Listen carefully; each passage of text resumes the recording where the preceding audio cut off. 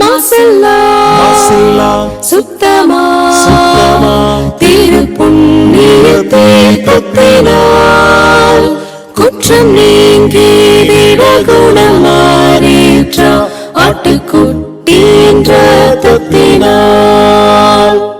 மாசல்லா சுத்தமா திரு புண்ணிய தீர்த்தத்தினால் குற்றம் நீங்கி விடகுணமாறேற்ற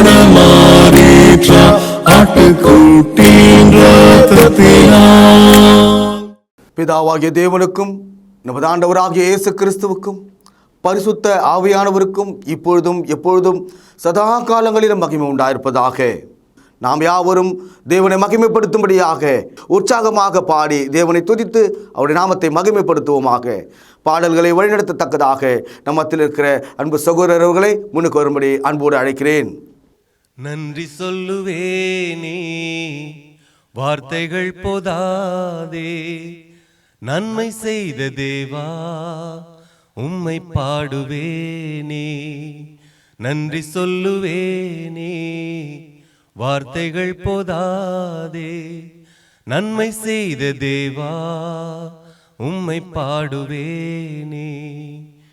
சேற்றின் இருந்து என்னை தூக்கி எடுத்தீர், பாவங்கள் கழுவி சுத்தமாக்கினீர்.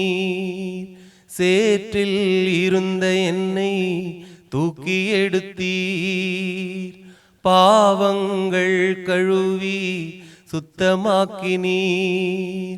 பரிசுத்த வாழ்வு தந்தீர், பரமனின் பேரும் தந்தீர். பரிசுத்த வாழ்வு தந்தீர், பரமனின் பேரும் தந்தீர். உள்ளம் நிறைவோடு நன்றி சொல்லுவேன், நான் நன்றி சொல்லுவேனே. வார்த்தைகள் போதாதே, நன்மை செய்த தேவா உம்மை பாடுவேனே. இந்த தொழுகையின் முதல் ஜெபத்தை தேவன சமூகத்துக்கு ஒரு பலி போல ஏறெடுக்கத்தக்கதாக நம்மத்தில் இருக்கிற சகோதரரை அன்போடு அழைக்கிறேன். ஜெபம் செய்வோம். பரிசுத்தமும் இரக்கமும் கிருபையும் நிறைந்த நல்ல பிதாவே, உம்முடைய தயவுனாலும் இரக்கத்தினாலும் இந்த காலையிலே உம்மை தொழுது கொள்ளும்படி நீர் எங்களுக்கு பாராட்டின தயவுக்காக உமக்கு நன்றிகளை ஏறெடுக்கிறோம். தேவரீர் கேட்கக்கூடிய உம்முடைய வார்த்தைகளை எங்கள் இருதயங்களில் பதிந்து கொள்ளவும், எப்பொழுதும் உங்களுக்கு கீழ்ப்படிந்து நாங்கள் அநேகருக்கு உம்முடைய சத்திய வார்த்தைகளை சொல்லவும் நீர் எங்களை பயன்படுத்தும்படியாக செபிக்கிறோம். உம்மை தொழுது கொள்ள இந்த காலையிலே எங்களை ஒன்றாய் கூடி வர செய்த மேலான கிருபைக்காக உங்களுக்கு நன்றி சொல்லுகிறோம். வந்திருக்கிற ஒவ்வொரு சகோதர சகோதரிகளை நீர் ஆசீர்வதியும், அவர்களை பலப்படுத்தும். தேவரீர் நாங்கள் எங்கள் வாழ்நாள் முழுவதும் உங்கள் குமாரனுடைய மரணத்தை கூட நினைவு கூற நீர் கிருபை பாராட்டும்படி செபிக்கிறேன். எப்பொழுதும் உங்களுக்கு கீழ்ப்படிந்து உங்களுடைய வார்த்தைகளுக்கு நாங்கள் செவிசாய்த்து நடக்க எங்களை பயன்படுத்தும். தொடர்ந்து எங்களை தாழ்த்துகிறோம், உண்மையே உயர்த்துகிறோம். எங்கள் ஆண்டவரும் மீட்பெருமா இருக்கிற கர்த்தராகிய கிறிஸ்து இயேசுவின் நாமத்தில் ஜெபிக்கிறோம் எங்களை நேசிக்கும் நல்ல பிதாவே, ஆமென். பரிசுத்த ஆண்டவர் இயேசு கிறிஸ்துவின் இனிய நாமத்திலே தேவனை தொழுது கொள்ளும் ஜனமாகிய உங்கள் ஒவ்வொருவரையும் அன்போடு கூட வாழ்த்தி வரவேற்கிறேன். தேவனுடைய கிருபை உங்கள் வாழ்க்கையில் இன்று பெருகுவதாக. தேவனை தொழுது கொள்பவர்களுக்கு தேவன் பாக்கியத்தை, ஆசீர்வாதங்களை தருகிறார். நம்பிக்கையோடு கூட நாம் கர்த்தருடைய வார்த்தையை கேட்கலாம். உங்கள் ஜெபங்களில் இப்படி ஒரு வாக்கியம் இருக்கிறதா? அல்லது சமீபத்தில் இப்படி நீங்கள் இந்த வாக்கியத்தை உச்சரித்தீர்களா? என்னென்னா, என் அவிசுவாசம் நீங்க எனக்கு உதவி செய்யும். இந்த மாதிரியான ஒரு தேவையை நாம் உணர்கிறோமா? அல்லது நம்ம பற்றி நம்ம ரொம்ப பெரிய விசுவாசி நான், அசைக்க முடியாத விசுவாசி நான், என்னை போல விசுவாசி யாருமே இல்லை, தேவன் மேலே நான் வைத்திருக்கிற விசுவாசம் மிகப்பெரியது என்றெல்லாம் நாம் நினைக்கிறோமா? சில நேரங்களில் நாம் இப்படி யோசிக்கிறோம், நான் விசுவாசமாக தான் இருக்கேன், நான் தேவன் மேலே மட்டும்தான் விசுவாசமாக இருக்கேன், என்னுடைய விசுவாசமானது எந்த விதத்திலும் அசையவில்லை, அது குறையவும் இல்லை, நான் விசுவாசத்தில் வளர்ந்துட்டு தானே இருக்கேன், இப்படிலாம் கூட யோசிக்கலாம். ஆண்டவர் இயேசுவின் ஊழிய காலத்தில் நடந்த ஒரு சம்பவத்தை நாம் இப்போ பார்க்கலாம். மத்தேயு எழுதின சுவிசேஷம் 17ஆம் அதிகாரம் 14. அவர்கள் ஜனங்களிடத்தில் வந்தபோது ஒரு மனுஷன் அவரிடத்தில் வந்து அவர் முன்பாக முழங்கால் படியிட்டு, ஆண்டவரே, என் மகனுக்கு இரங்கும், அவன் சந்திரரோகியாய் கொடிய வேதனைப்படுகிறான். அடிக்கடி தீயிலும் அடிக்கடி ஜலத்திலும் விழுகிறான். அவனை உம்முடைய சீஷரிடத்தில் கொண்டு வந்தேன், அவனை சொஸ்தமாக்க அவர்களால் கூடாமற் போயிற்று என்றான். இதுதான் சூழ்நிலை. ஒரு தகப்பன் வருகிறார், பதபதைப்போடு இருக்கிறார், மிகுந்த வேதனையோடு இருக்கிறார். அவருடைய மனமானது விரக்தியாக இருக்கிறது. இது நடக்காதா, இது நடக்கவே நடக்காதா என்பது போல கலக்கத்தோടെ வருகிறார். ஆண்டவரின் பாதத்தில் விழுகிறார். இதோ என்னுடைய மகன் சந்திரரோகியாக இருக்கிறான். லூனட்டிக், லூனார் என்றால் சந்திரன், நிலவு. நிலவினுடைய அந்த ஒளி அல்லது அந்த நிலவிலிருந்து ஏதோ ஒரு மாற்றமானது பூமியில் இருக்கிற ஒரு மனிதனுக்குள் உண்டாவதாக நினைக்கிறாங்க.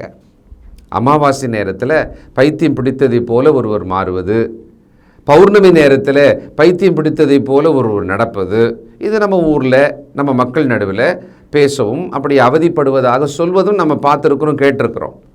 இந்த இடத்துல சந்திரரோகின்னு தெளிவாக இருக்கிறது. உள்ளே போய் பார்த்தீங்கன்னா அசுத்த ஆவி அவனை பிடித்திருந்தது என்பதை நீங்கள் பார்த்துடலாம். இதில் என்ன புரிஞ்சுக்கணுன்னா, அந்த சந்திரனோட ஒளியும் அல்லது பௌர்ணமியினுடைய இருளும் ஒரு மனிதனுக்குள்ளே மாற்றத்தை ஏற்படுத்துகிறதா அப்படின்னா அது எந்த விதத்திலும் அறிவியல் பூர்வமான ஒரு காரணங்கள் தெரியல, மருத்துவ காரணங்கள் தெரியல. ஆனால் ஒன்று, மனநிலையிலே மாற்றம் ஏற்பட்டு எண்ணங்களிலே சிதைவு ஏற்பட்டு அவர்கள் ஏதோ ஒரு சந்தர்ப்பத்தில் இவ்விதமாக நடக்கிறாங்க. இந்த பையன் விஷயத்தில் அவ்வப்பொழுது அடிக்கடி தண்ணீரில் போய் விழுந்துடுறது, நெருப்பில் போய் விழுந்துடுறது, தரையிலே வேகமாக விழுந்து காயப்பட்டு அவன் செத்து விடுவானோ என்று பல சந்தர்ப்பங்களில் நினைக்கிற மாதிரி ஒரு சூழ்நிலை. அந்த தகப்பன் தன் உயிர் போனால் கூட பரவாயில்ல, தன் மகனை காப்பாற்றி ஆகணும் அப்படின்ற ஒரு அவசியத்தில் இருக்கிறார். அதனால் அவர் ஆண்டவர் பற்றி கேள்விப்பட்டுட்டு நேராக வர்றாரு. பார்த்தா அங்கே அப்போஸ்தலர்கள் மட்டும்தான் இருக்கிறாங்க. ஆண்டவரை அந்த சமயத்தில் பார்க்க முடியல. அவங்கக்கிட்ட கொண்டு போயிட்டு இந்த மாதிரியா அப்படின்னு சொல்லிட்டு ஜெபம் பண்ண வைக்கிறாங்க. அவங்களும் ஜெபம் பண்ணுறாங்க. இந்த மகனுக்கு சுகமாகவில்லை. இன்னும் இவருக்கு ரொம்ப வேதனை. அப்படின்னா இது சுகமே ஆகாதோ, இவருக்கு ஒரு விடுதலையே கிடைக்காதோ? ஏன்னா ஆண்டவரோட சீடர்கள் அப்போஸ்தலர்கள் அவர்கள் வல்லமையான அற்புதங்களை செய்யக்கூடியவர்கள் என்றும் கேள்விப்பட்டிருப்பார். கண்டிப்பாக உண்மையிலேயே தேவன் அவர்களுக்கு அப்படிப்பட்ட ஒரு வல்லமையை ஆண்டவர் இயேசுவின் மூலமாக கொடுத்திருந்தார் தான். இஸ்ரவேலுக்கு நடுவில் போய் பல அற்புதங்களை இவங்க செய்தாங்க. அது ரொம்ப பூரித்து ஆண்டவர்கிட்ட வந்து ரிப்போர்ட் பண்ணியிருக்காங்க. இதெல்லாம் நம்ம பற்றிட்டு தான் வந்தோம்.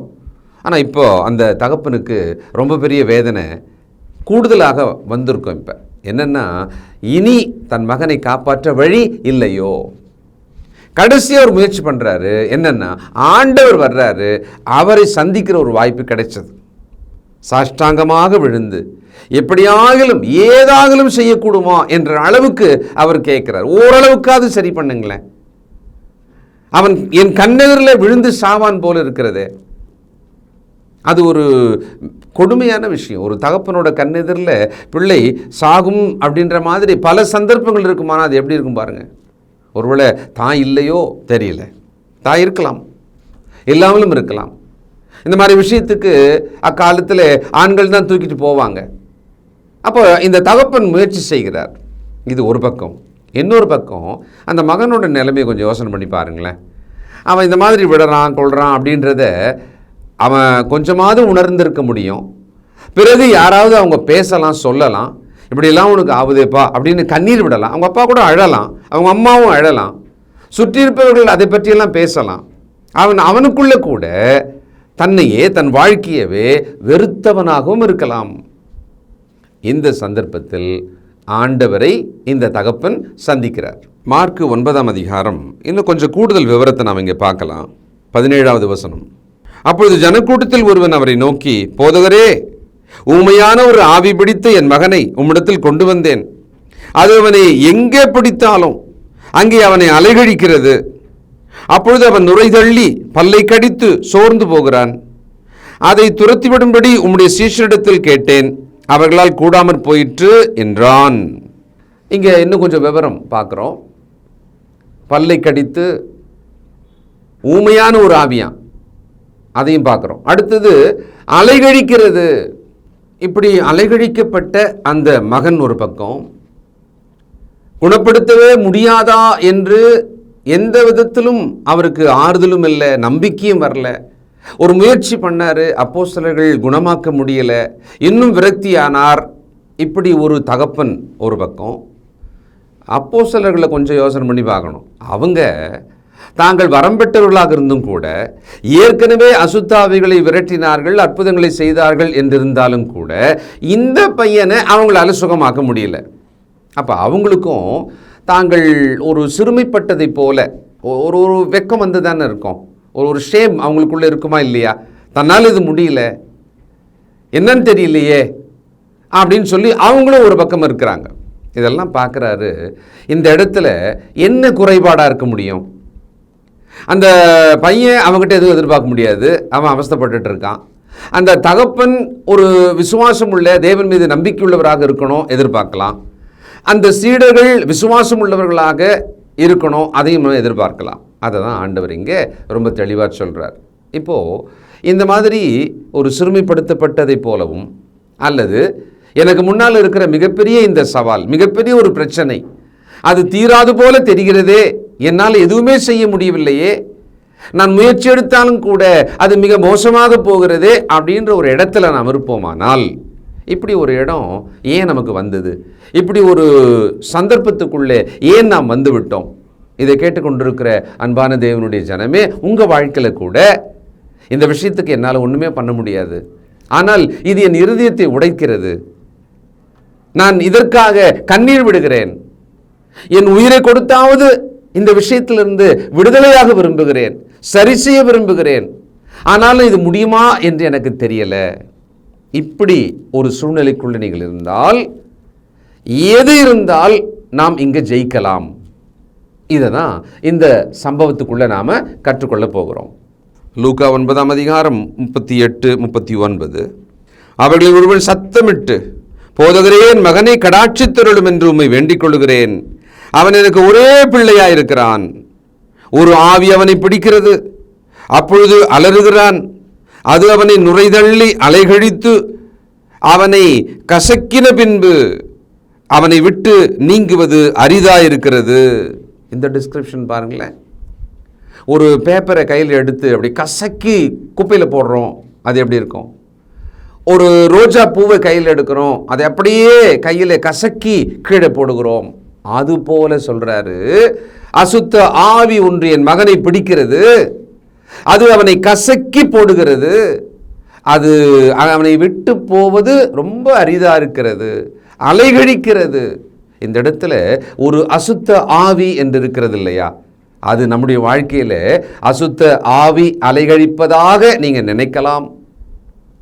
ஆனா அசுத்தமான ஒரு எண்ணம், ஒரு தவறான ஒரு எண்ணம், தவறான ஒரு பழக்கம், ஒரு கெட்ட பழக்கம், விசுவாசத்துக்கு எதிரான ஒன்று உங்களை அலைகழிக்கலாம்.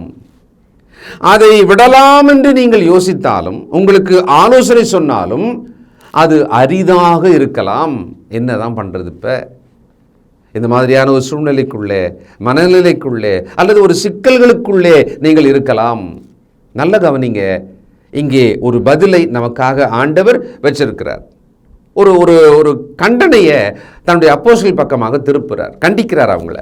41வது வசனம், இயேசு பிரதியுத்தரமாக, விசுவாசம் இல்லாத மாறுபாடான சந்ததியே, எதுவரைக்கும் நான் உங்களோடு இருந்து உங்களிடத்தில் பொறுமையாயிருப்பேன், உன் மகனை இங்கே கொண்டு வா என்றார்.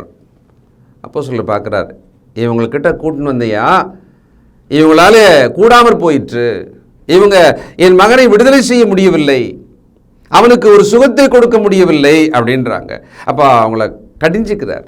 மாறுபாடான சந்ததியே, ஆண்டவர் இயேசுவோடு கூட உண்டு உறங்கி உபதேசம் கேட்டு ஊர் ஊராக சுற்றி இப்படியே பயணித்து கொண்டே இருக்கிற அந்த அப்போஸ்தலர்கள் ஒரு கட்டத்தில் அவர்களுக்கு பரிசுத்த ஆவியை கொடுத்து அவர்கள் சுகமளிக்க, அவர்கள் பிசாசுகளை விரட்ட வல்லமை பெற்று அந்த ஊழியங்களை செஞ்சிட்டுலாம் வேற வந்திருக்காங்க.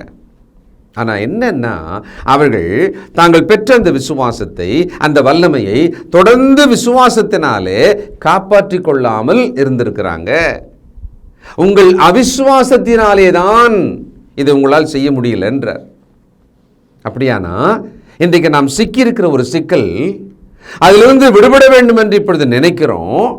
எது தேவைப்படுகிறது? ஏன் இந்த சிக்கலுக்குள்ள போயிட்டோம்? ஏன் இந்த மாதிரி ஒரு பிரச்சனையானது நம் வாழ்க்கையில வந்து விட்டது? காரணம் ஒன்று, அவிசுவாசத்தினாலே. அவிசுவாசம் பல விஷயங்களை உள்ள கொண்டு வந்துடும். தேவன் மீது விசுவாசம் இல்லாதவர்களாக போகும் பொழுது இந்த உலகமும் சாத்தானுடைய தந்திரங்களும் நம்மளை வந்து ஒட்டிக்குமே. அப்போ இதை நீக்குவதற்கோ நம்ம விடுதலை பெறுவதற்கோ ஒரே வழி என்னன்னா, இப்பொழுது விசுவாசித்தாக வேண்டும்.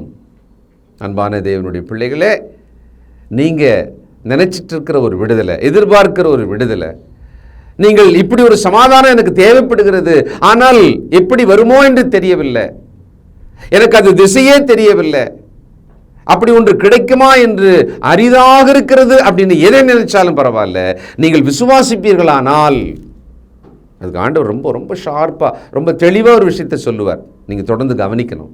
மத்தேயு 17:17 இயேசு பிரதியுத்தரமாக, விசுவாசமில்லாத மாறுபாடுள்ள சந்ததியே, எதுவரைக்கும் நான் உங்களோடு இருப்பேன், எதுவரைக்கும் உங்களிடத்தில் பொறுமையாக இருப்பேன், அவனை என்னிடத்தில் கொண்டு வாருங்கள் என்றார். இந்த இடத்துல அம்மாவோ அப்பாவோ எவ்வளோ நாள் தான்ப்பா அவன் கூட இருப்பேன், எவ்வளோ நாள் தான் அவனுக்கு இந்த புத்தி சொல்லுவேன், எவ்வளோ நாள் தான் நான் பொறுமையாக இருப்பேன், ஒரு சலிப்பின் வார்த்தை பார்த்தீங்களா? ஆண்டவராகிய இயேசு கிறிஸ்து தன்னுடைய அப்போஸ்தலரிடத்தில் எதிர்பார்க்கிறாரு. ஆனால் சலிப்பு வரும் அளவுக்கு அவங்க கிட்ட விசுவாசம் இல்லை. இன்றைக்கு நம்முடைய வாழ்க்கையில நாம் இதுகாரும் விசுவாசித்து தேவனுடைய பிள்ளைகளாக வாழ்ந்துகிட்டே இருக்கிறோமா இல்லையா?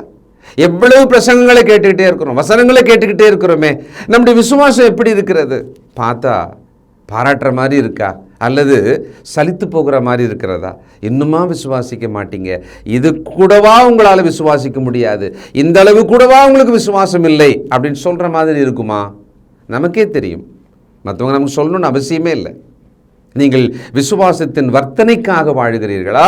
அதற்கான முயற்சி இருக்கிறதா? அன்றாட உங்களுடைய வாழ்க்கையானது உங்கள் விசுவாசத்தின் வர்த்தனைக்காக இருக்கிறதா? அல்லது விசுவாசத்தில் அப்படியே குறைந்து கரைந்து போகிற மாதிரி, நீர்த்து போகிற மாதிரி இருக்கிறதா நம்முடைய வாழ்க்கை? நம்மளோட லைஃப் ஸ்டைல் எப்படி இருக்கு? கர்த்தருடைய வார்த்தையினாலே விசுவாசம் வளரும். ஆனால் கர்த்தருடைய வார்த்தை ரொம்ப கொஞ்சமாக இருக்கு. இந்த உலக வார்த்தை, மனுஷ வார்த்தை, கட்டுக்கதைகள், கிழவிகள் பேச்சு, செல்போனில் பார்க்குற பல விஷயங்கள், செய்திகள், காணொளிகள், இதெல்லாம் மனசில் போய் நிரம்புது. இது என்ன பண்ணுதுன்னா, விசுவாசத்தின் வர்த்தனையை கொடுக்காம அவிசுவாசமாவதற்கு ரொம்ப காரணமாக இருக்கிறது. இந்த தலைமுறையோட சிக்கல் இதுதான். இந்த தலைமுறையோட மிகப்பெரிய ஆபத்து இதுதான். நாம் தானே இந்த தலைமுறை. நம்மை பற்றி கொஞ்சம் சிந்திப்போம். மார்க்கு 9:21 அவர் அவனுடைய தகப்பனை நோக்கி, இது இவனுக்கு உண்டாகி எவ்வளவு காலமாயிற்று என்று கேட்டார். அதற்கு அவன் சிறுவயது முதற்கொண்டே உண்டாயிருக்கிறது, இவனை கொல்லும்படிக்கு அது அநேக நேரம் தீயிலும் தண்ணீரிலும் தள்ளிற்று, நீர் ஏதாகலும் செய்யக்கூடுமானால் எங்கள் மேல் மனதிறங்கி எங்களுக்கு உதவி செய்ய வேண்டும் என்றான். என்ன மாதிரி இருக்கும் இதை பேசும்போது அந்த தகப்பனோட மனமானது? சிறு வயது முதலே ஏதோ ஒரு பிரச்சனையை நீங்கள் எதிர்கொண்டு வருகிறீர்களா? ஒரு தாயா, தகப்பனா, சின்ன வயசுலேருந்து பிள்ளை எப்படி இருக்கு, மக எப்படி இருக்கு, ஒரு வியாதி இருக்கு, ஒரு பிரச்சனை இருக்கு, ஒரு ஒழுங்கீனம் இருக்கு, ஒரு பாவம் இருக்கு, ஏதோ ஒன்று சிறு வயது முதலே இப்படி இருக்கிறது, சில ஆண்டுகளாக இப்படி இருக்கிறது, பல வருஷமாக இப்படி இருக்கிறது. மனம் எப்படி இருக்கும்ல, சலிச்சு போயிடும். எப்படியோ போகட்டும் அப்படின்னு சில நேரம் மனசு விட்டு போயிடும். இந்த மனிதனும் முயற்சி செஞ்சிட்டே இருக்கிறார். உங்களுக்காக யார் இந்த உலகத்தில் முயற்சி செய்வானா? உங்கள் தாயின் தகப்பனும் தான் முயற்சி செய்வாங்க. கணவன் மனைவி ஒருவருக்கொருவர் முயற்சி செய்வாங்க. உங்கள் சொந்த சகோதர சகோதரிகள் முயற்சி செய்வாங்க. முக்கியமாக உங்கள் தாயின் தகப்பனும் உங்கள் நன்மையின் மீது கடைசி வரைக்கும் போராடி கொண்டே இருப்பாங்க. உங்களுக்காக கண்ணீரோடு ஜெபித்து கொண்டே இருப்பாங்க. உங்களுக்கு யார் முக்கியமாக இருக்கிறாங்க? எது முக்கியமாக இருக்கிறது? இந்த தகப்பன் மிகுந்த அன்போடு, விடாமுயற்சியோட, எந்த எல்லைக்கு போகனாலும் போகலாம் அப்படின்னு சொல்லிட்டு தன் மகனை அழைத்து கொண்டு இப்படி வந்துட்டார். ஒரு குறிப்பிட்ட இடத்துக்கு வந்துட்டார். பல முயற்சிகளை அவர் எடுத்திருப்பார். அந்த அப்பா என்ன கடைசியாக சொன்னார்? ஏதாகலும் செய்யக்கூடுமானால் எங்களுக்கு மனமிறங்கி செய்யும்னு கேட்குறார். ஆண்டவர் இப்போ பதில் சொல்கிறார். 23. இயேசு அவனை நோக்கி, நீ விசுவாசிக்க கூடுமானால் ஆகும், விசுவாசிக்கிறவனுக்கு எல்லாம் கூடும் என்றார். தேவனால் எல்லாம் கூடும்னு நம்ம கேள்விப்பட்டிருக்கோம். அந்த சத்தியத்தை ஏற்றுக்கொள்வதில் நமக்கு எந்த பிரச்சனையும் இல்லை. தேவனால் எல்லாம் கூடும், இதில் என்ன இருக்குது? தேவனால் எல்லாம் கூடும், ரைட். ஆனால் இங்கே இது நம்மளால் ஜீர்ணிக்கவே முடியாத மிகப்பெரிய கரித்துண்டு மாதிரி இருக்கும். வாயிலே போட முடியாத மாதிரி ஒரு கரித்துண்டு போல இருக்கும். என்ன? விசுவாசிக்கிறவனுக்கு எல்லாம் கூடும். புரியுது, நல்லாவே புரியுது, சந்தோஷமாக கூட இருக்குது. ஆஹா, பரவாயில்ல, ஆண்டவர் இப்படி சொல்லியிருக்கிறாரு, விசுவாசிக்கிறவனுக்கு எல்லாம் கூடும். ஏதாவது செய்ய கூடுமானால் அப்படின்னார்ல அவர். இவர் சொல்கிறாரு, பா உனக்கு எல்லாமே கூடும். இன்றைக்கு உங்களுக்கும் எனக்கும் இதான் பதில். இது எப்படி ஆகும்? நிலைமை மோசமாக போதே, இது ரொம்ப ஆழமான பிரச்சனையாக போயிடுச்சே, இந்த மாதிரி பிரச்சனையெல்லாம் சரி பண்ண முடியாதுன்னு சொல்கிறாங்களே, இப்படி எது வேணாலும் இருக்கட்டுமே. அந்த தகப்பன் கேட்டார், ஆண்டவரே ஏதாவது செய்யுங்க, மனமிறங்குங்க எங்கள் மேலே அப்படின்றாங்க. இப்பொழுது இந்த மாதிரியான ஒரு மனநிலைக்கு, ஒரு சரண்டருக்கு நம்ம வரணும். அப்போ நமக்கு ஒரு பதில் கிடைக்கிறது. அப்பா நீ விசுவாசிக்க கூடுமானால் உனக்கு ஆகும். வேதம் சொல்லுகிறது, விசுவாசிக்கிறவனுக்கு எல்லாம் கூடும். உங்கள் விசுவாசமே உலகத்தை ஜெயிக்கிற ஜெயம் என்று ஆவியானவர் ரொம்ப தெளிவாக நமக்கு எழுதி வச்சிருக்கிறார் 1 யோவான்ல. உங்கள் விசுவாசமே உலகத்தை ஜெயிக்கிற ஜெயம். இப்போ இந்த தகப்பன் காதில் வாங்கிட்டாரு. 24ஆம் வசனம், உடனே பிள்ளையின் தகப்பன், விசுவாசிக்கிறேன் ஆண்டவரே, என் அவிசுவாசம் நீங்கும்படி உதவி செய்யும் என்று கண்ணீரோடே சத்தமிட்டு சொன்னான். முதல்ல ஒரு நார்மலான பதில் சொல்லிட்டார். நம்ம கூட அப்படி தானே சொல்லுவோம், நீ விசுவாசமாக இருக்கணும் நீ அப்படின்னா, நான் விசுவாசமாக தான் இருக்கேன். சில நேரங்களில் வாலிப பிள்ளைகளுக்கு ஆலோசனை சொல்கிறோம், இது மாதிரிலாம் செய்யாதீங்க, உங்கள் விசுவாசம் பாதிக்கப்படும், இப்படிலாம் நீங்கள் நடக்கக்கூடாது, இது ஒரு விசுவாசிக்கு அழகில்லை அப்படின்னா, இதெல்லாம் செஞ்சால் விசுவாசம் போயிடுமா? இப்படிலாம் நடந்தால் நான் விசுவாசி இல்லைன்னு சொல்லிடுவீங்களா? நான்லாம் தேவன் மேலே விசுவாசமாக தான் இருக்கிறேன் அப்படின்வாங்க. ஆனால் அப்படி மேலோட்டமாக சொல்லி அந்த இடத்துல தப்பிச்சு போயிடுவாங்களே ஒழிய, அதுக்கப்புறம் அவங்க உணர்ந்து பார்த்தா அடுத்த கட்டத்துக்கு அவங்க வருவாங்க. என்ன பதில் சொன்னார்? விசுவாசிக்கிறேன் ஆண்டவரே, அதோடு முடிச்சிருக்கலாம்ல. என்ன சொன்னார்? என் அவிசுவாசம் நீங்கும்படி உதவி செய்யும் என்று கண்ணீரோட சத்தமிட்டு சொன்னான். அப்போது அவர் உணர்றார். இந்த உணர்வு நமக்கு இன்னைக்கு தேவைப்படுகிறது. இந்த சமயம் நமக்கு இப்பொழுது இந்த உணர்வு தேவைப்படுகிறது. நாம் எண்ணுவதற்கு மிஞ்சி எண்ணுவது போல, நான்லாம் ரொம்ப பெரிய விசுவாசி, நான் தேவன் மேலே விசுவாசம் வச்சிருக்கிறத உங்களுக்கெல்லாம் காட்டணும்னு அவசியம் இல்லை, தேவனுக்கு தெரியும் நான் எவ்வளோ பெரிய விசுவாசின்னு சொல்லி அப்படியே வாழ்வீச்சு மாதிரி சொல்லிகிட்டே இருக்கிறோம். ஆனால் நம்மை குனிந்து உணர்ந்து கொண்டோமானால் கண்ணீர் விடுவோம். எனக்கு அவிசுவாசம் இருக்கிறது, என்னிடத்தில் அவிசுவாசம் இருக்கிறது.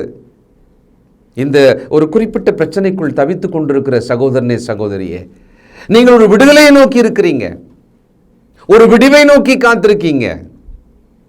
ஒரு சொல்யூஷன் உங்களுக்கு தேவை, ஒரு தீர்வு தேவைப்படுகிறது. ஆனால் காலத்தால் பார்த்தா அது மிக மோசமாக இருக்கிறது, ஒரு வெரி பேட் ஷேப். அதை எந்த விதத்திலையும் உங்களால் சரி செய்யவே முடியாதுன்ற இடத்துக்கும் போயாச்சு. இப்போ என்ன பண்ணலாம்? என்ன வழி? விசுவாசிக்க கூடுமானால் ஆகும். நீங்கள் எதிர்பார்க்கும் விடுதலையை, நீங்கள் எதிர்பார்க்கும் சமாதானத்தை, சுகத்தை உங்களால் பெற்றுக்கொள்ள முடியும். இதை தான் ஆண்டவர் நமக்கு சொல்கிறார். இப்போ நம்ம என்ன சரண்டர் ஆகணும்னா, எதையாவது செய்யுங்க ஆண்டவரே இறங்கும் அப்படின்னு சொன்னது மட்டும் போதாது, என் அவிசுவாசம் நீங்க எனக்கு உதவி செய்யும்.